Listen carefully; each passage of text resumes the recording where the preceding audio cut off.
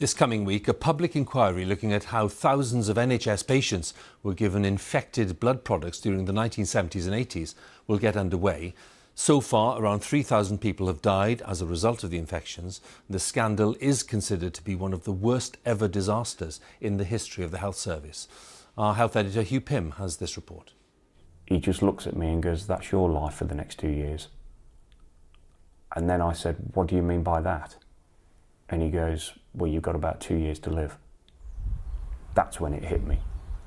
It was the moment Martin was told he had HIV in the 1980s, because the NHS had given him a blood product for his haemophilia, which turned out to be infected. Years later, he saw evidence doctors had known about his infection, but not told him. I saw the letter dated 1985 between one hospital and another, discussing me and the fact that they knew I was HIV positive, but they did not wish me to know. That is just staggering. It is a deadly disease and there is no known cure. It was a time when there was uncertainty and fear about HIV and AIDS.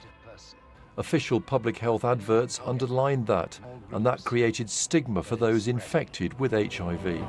So protect yourself. My cousin, who also contracted HIV through haemophilia, he passed away. At his funeral, I could feel these eyes burning into me, looking at me, thinking, how long's he got? Martin was confronted with unjustified fears he had AIDS. He was a regular player with his local pub pool team and was thrown out, and later he lost his job. One day the bosses called me in and they said to me, the rest of the workforce are not happy. And they basically said, either I go or they go. And I was forced out.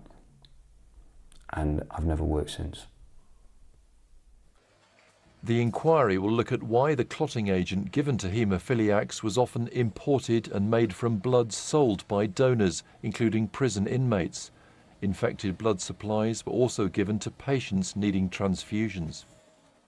Since the launch last July, the inquiry team has carried out a nationwide trawl for official files. Now they're being painstakingly reviewed. Just one of these boxes contains 900 documents. It's thought by the end of the inquiry, literally millions of pages will have been examined. There have been allegations of a high-level cover-up, and the inquiry will try to establish who knew what and when. For Martin, it's a chance to get to the truth after decades of waiting.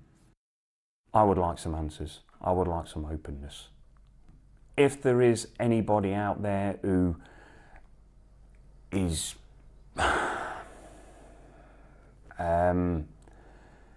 guilty of to a high degree, you know, then maybe they should be punished.